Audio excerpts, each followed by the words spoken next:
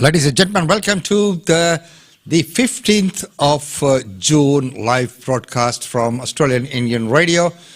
The temperature in Brisbane is 13 degrees and it's raining outside. We'll keep and look outside the window. Today we're doing a live camera feed from the outside. So as you can see out the window behind me, right now there's so much that we're going to be talking about today because there's so much that's happening right here. Well, first of all, the Queensland budget. So, yes, it is Budget Tuesday. So what will the Queensland budget have in store for us? The Queensland Government's strong health response protected Queenslanders and means we're getting our economy moving again sooner. Our 2021 budget is safeguarding Queensland health with record investment to improve health services. We're backing the small businesses that are the backbone of Queensland. The budget is also making sure more things are made in Queensland with increased investment in manufacturing.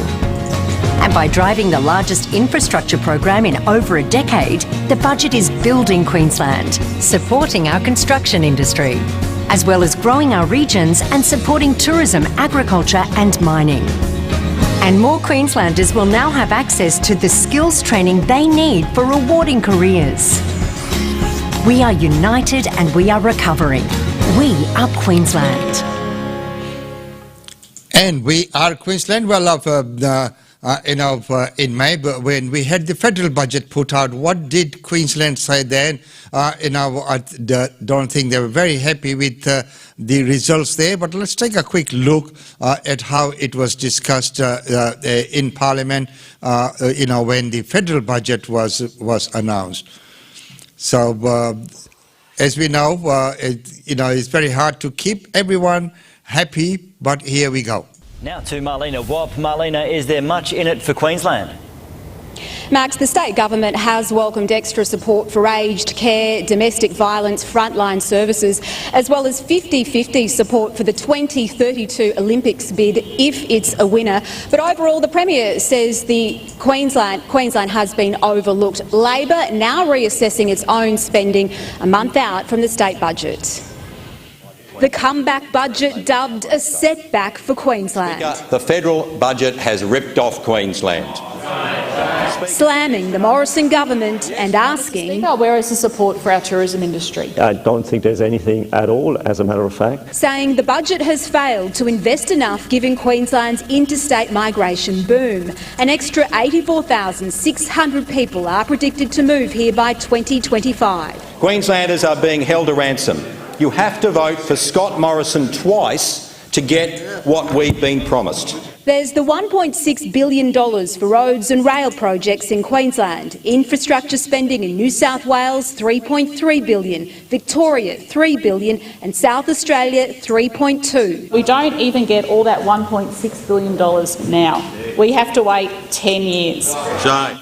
As the budget attacks continued, the government itself came under fire again over the hospital beds crisis and ambulance waiting times, including a recent death in southern Brisbane. A single office supervisor showed up with no defibrillator due to equipment shortage.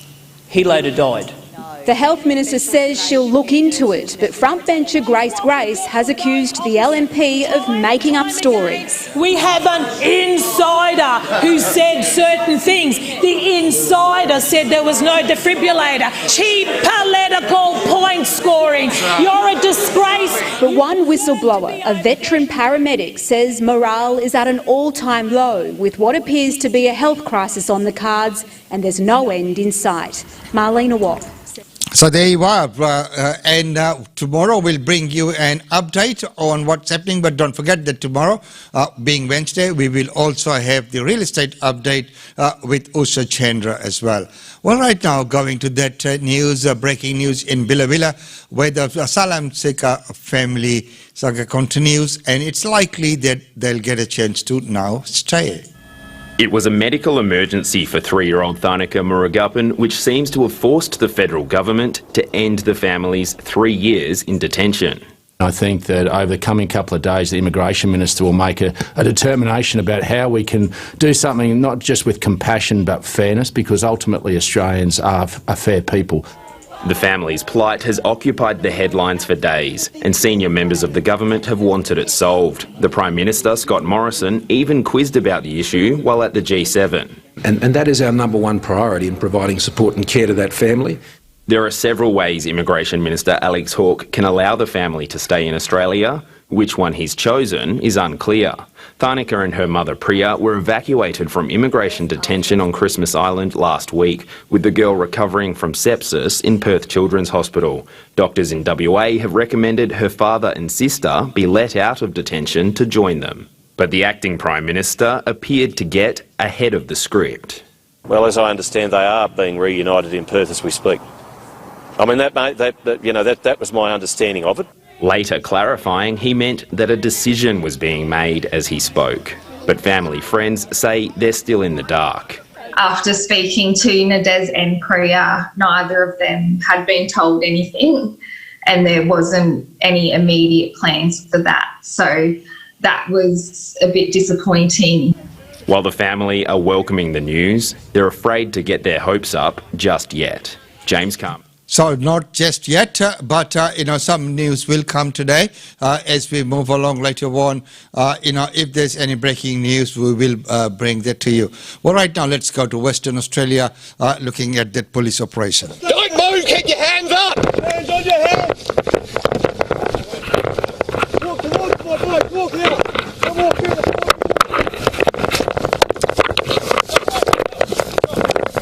Like that. Walk towards me. We're just playing airsoft. Has anyone decided their guns yet? Yeah, they're all in the cars. Oh, they're all in the cars? Alright. Have you all got one each? Yep. Okay.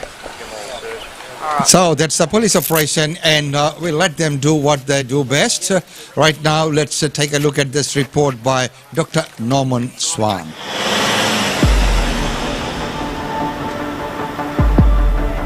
New South Wales Health has just in the last couple of hours announced that we've had now our second death related to the AstraZeneca vaccine. There have been 2 deaths now from 3.6 million vaccines that have been administered, and we need to put that into perspective. The Therapeutic Goods Administration has revealed Australia's second death due to the clotting condition it calls TTS, thrombosis with thrombocytopenia syndrome. As of last week, after more than 3.5 million doses of the vaccine, there have been 35 definite cases plus 13 probable ones across the country. Most are recovering, but 15 are still in hospital, including 1 in intensive care. I will point out that this remains an extremely rare event to get these serious clots, but when they happen, as we've seen in this case, it can have tragic circumstances. International evidence shows the syndrome is less deadly than initially thought, and the incidence remains low. The current reported rates under the age of 50 in Australia is around 3.2 per 100,000 first AstraZeneca doses. The rate amongst those individuals 50 years and above is around 1.8 per 100,000 first AZ doses. Professor Huon Tran is a widely respected specialist in blood clotting and a senior member of the society investigating the syndrome. He's been involved in nearly every Victorian case. Once we have the diagnosis, we can treat this condition pretty well. Initial European estimates of the death rate amongst those who suffered clotting were scary, at 25% or more. It's now clear the mortality risk is much lower. In Australia so far, it's around 3 or 4% of those who suffered TTS. Notwithstanding the fact there are serious cases, the case profile is much milder. There's many milder cases in Australia being reported than, say, in the UK. But that doesn't make a death any less tragic when it occurs. Associate Professor Margie Danchin is a clinician who researches our perception of vaccine risk. The risk-benefit ratio of the AstraZeneca vaccine for older Australians is highly favourable, but that obviously safety data for the middle age groups is constantly being collected and re-evaluated and may inform policy.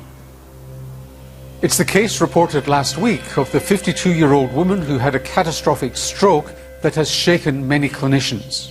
We are concerned, and we need to look closely at the race between the age of 50 and 59, and in addition, the severity of the episodes that are occurring.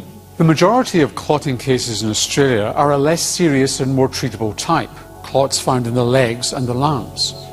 Of the total 48 cases, about 30% fall into the severe end of the condition, and this is where age comes in. I think now is the time where, given that COVID disease in Australia is low with the maintenance of COVID zero, that we need to carefully consider the age recommendation of the AstraZeneca vaccine. According to overseas data, the younger the person receiving AZ, they're not just more likely to develop TTS, they also have greater chances of having severe disease. And this severity risk appears to extend into the 50 to 59-year-old bracket. It appears that the data coming out of Europe and in the UK, that the more severe cases of TTS certainly involves the younger people under the age of 60. The Victorian outbreak, which is still smouldering, shows how we're pretty good at balancing risks for ourselves. The queues for vaccines are testament to people realising that they need to be protected. And the fact is that hundreds of Australians have died of COVID so far, and many more are living with the after effects.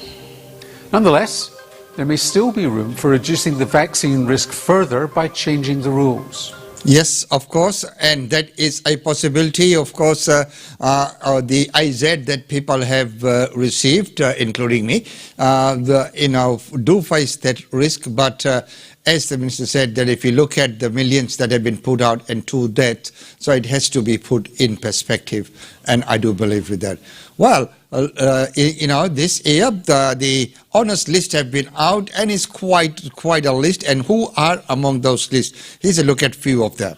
From incomprehensible loss comes hope. Dr. Anne O'Neill's estranged husband shot her and murdered her 2 children. Now she's being honoured for helping other trauma survivors. I got purpose from the fact that my children weren't going to grow up to change the world, so hopefully their passing could do something to contribute to a positive change. Good morning everyone, Charlie King here on Territory Grandstand. The King of Northern Territory Sports Radio is being recognised for anti-domestic violence campaigning. Talking to large groups of men about family violence and child protection, and this old man got up, Jacamara Nelson, and he stepped in front of my face and he went, "No more, no more." At almost 80, Emeritus Professor in Geophysics Kurt Lembeck may have formally retired, but his inquisitive mind has never stopped. He focused on this question of what is happening, in this case the sea level, but by implication climates. He's one of 5 Australians picking up a top honour, joining ballet veteran David McAllister. It is the most rewarding career. I've spent 40 years of my life doing something I absolutely adore. The Queen's Birthday Honours Awards have long been criticised for favouring men. But this year, more women have been honoured than ever before, including the first Tasmanian woman to become a federal magistrate. I'm being acknowledged for my contribution towards the administration of justice. But of course I am surprised about it and as I said, very honoured. There's a top nurse and midwife. Just really a very nice feeling of that recognition.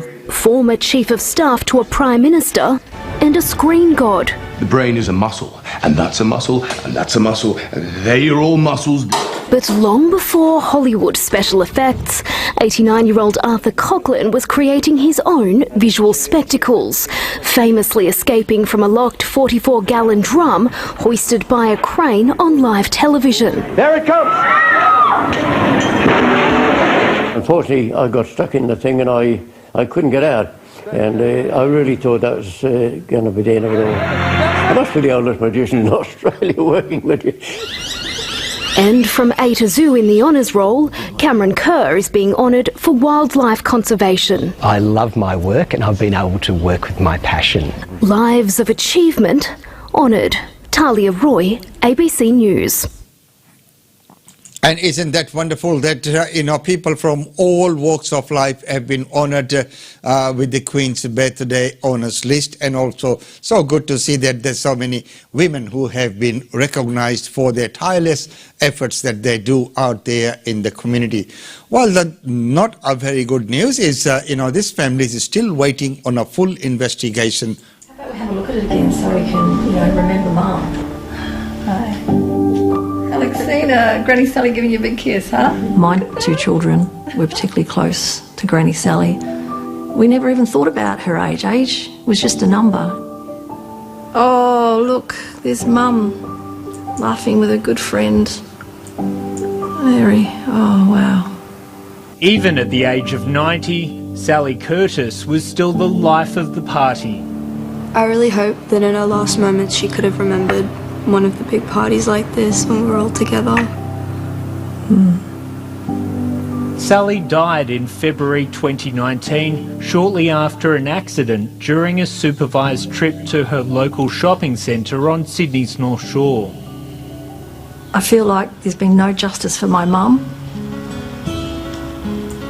Sally lived alone in a unit at this retirement village.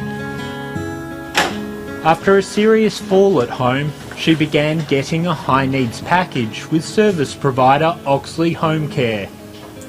Oxley's care plan stated she needed to be monitored closely by the care worker to prevent falls. Mum had organised to go to Chatswood Chase, and she'd organised a carer to pick her up and take her there. 7:30 has obtained this CCTV footage from inside the Chatswood Chase shopping centre. Sally gets on the travelator using her wheelie walker, with her care worker standing close behind her. Suddenly, she loses balance. It's horrific. There's a lift right there, and she took her on the travelator. And Mum just fell backwards, and such a thud. Sally was rushed to Royal North Shore Hospital. This photo shows the severe swelling in her shoulder. My mum was so tiny. She was only like 37 kilos. Hey, Mum. Frail. Sally Curtis died the next day. Her daughter has kept the clothes she was wearing. It is such a tragic news, and of course the full investigation is still happening. It's all underway. Well, right now let's take a look at some of the functions and events that would be taking place here. Well, right now Councillor Angela Owen throws her support for an upcoming event, which is Gopia Queensland's India Day Fair. What I'll do.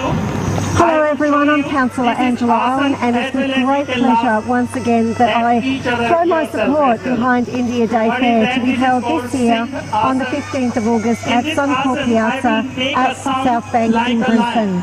This is for many years, and it is wonderful to know that it is continuing and growing from strength to strength.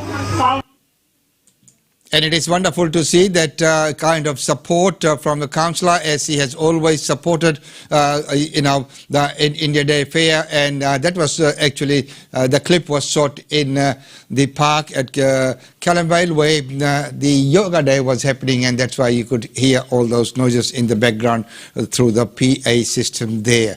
Well, right now, let's get a message from our sponsors. GlobeNet Realty. GlobeNet Realty has been the longest established, trusted and respected agency in its trade area. Washa Chandra, Director of GlobeNet Realty, provides honest and ethical service to her customers. If you are thinking of investing in Brisbane real estate market, or if you are seeking professional property management, then you should contact Usha Chandra today on landline 3865 4466 or mobile 0419 775 416. And for further updates, log on to our website www.globenetralty.com.au.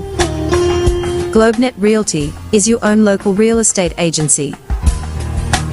Situated at Shop 52281 Sandgate Road, Boondall. GlobeNet Realty. Real estate is our world. Yes, real estate is the world, and don't forget that tomorrow we'll bring to you the live update of all the real estate updates, looking at all the property trends. We'll look at the charts and the graphs, and also look at what's happening in the local market and in the local scene there as well. Well, right now, another event that we are supporting. Let's take a look at this wonderful event. And as we know that Upmakite always puts on such a great event called the Fascinitas.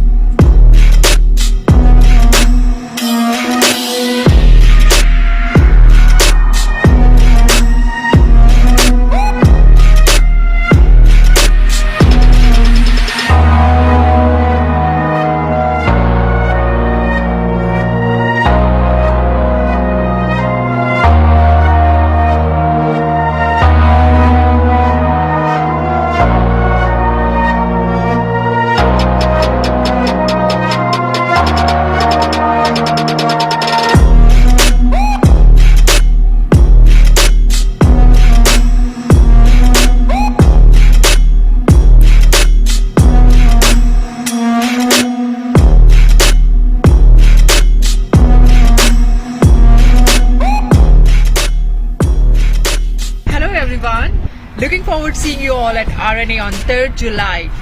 Secure your ticket right now. Thank you so much.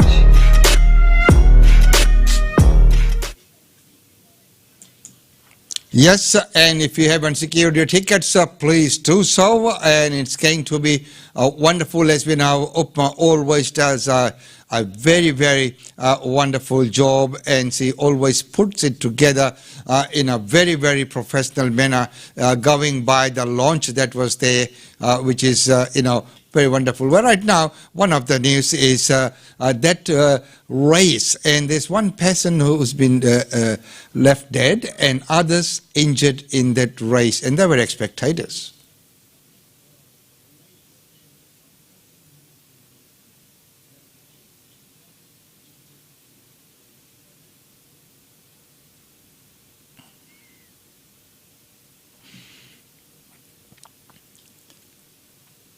So rather tragic incident there. Well, right now we go to London, where coronavirus and climate change have dominated the talks. From the Cornish shores to Windsor Castle, Joe Biden inspected a guard of honour before he and the First Lady joined the Queen for tea. Her Majesty is no stranger to US presidents. She's met 14 during her almost 70-year reign. She was very generous, very, I don't think she'd be insulted, but my mother, she reminded me of my mother in terms of the look of her and just the generosity. Scott Morrison will have his own royal encounter soon on the back of his G7 appearance, where he found friends keen to counter an assertive China. I was very encouraged by the very strong support for the stand that Australia has taken very consistently in standing up for liberal democratic principles and in our own region. The Big Seven are flexing some muscle. First and most urgently, they want a new probe into the origins of COVID-19. As soon as possible. I can't underscore its urgency more than that. And the leaders committed to calling out human rights abuses in Hong Kong and Xinjiang. On climate, they fell short of setting a timeline to end the use of coal-generated power, but did promise to stop international funding of new coal projects by the end of the year. We're not a signatory to the G7 communique, and we participated today very positively in the discussion about climate change, and we're able to demonstrate once again that Australia's performance speaks loudly. Now in London, Scott Morrison will set to work trying to secure a free trade agreement with the UK. But there remain substantial sticking points on agriculture. And the Prime Minister says he won't just sign any deal. Samantha Hawley. And of course, as he's rightfully said, that he just won't sign any deal. They need to be nice and valid, and he has to have a look at the...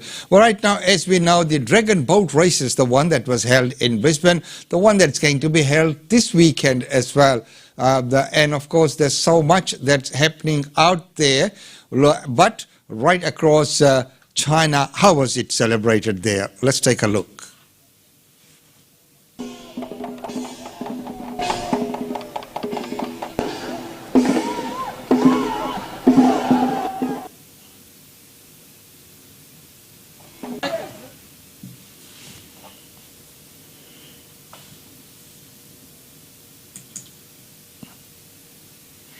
And if you go on Google, that if you're doing a Google search, you will find that photo of the boat and people rowing that. So this weekend the Dragon Boat Race for the first time will be held in Clontarf, and Carl Yu is organising that. So it will be wonderful to see that happening there as well. Well, right now, let's take a look at some of the functions and events taking place right here in Brisbane, or in and around Brisbane.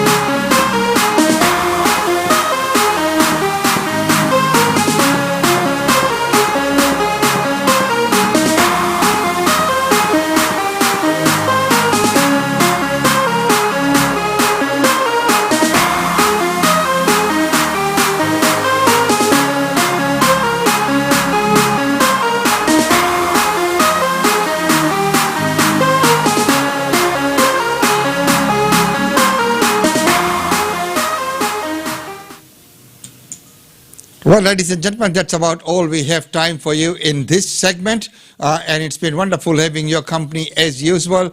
Looking out the window there, I thought that, it was going to be some storms that were building up, but it's just happened to be light showers here. In other areas might be different, but it's definitely just light showers out here. And please do take care and remain safe until tomorrow. And once again, thank you so much for joining in today.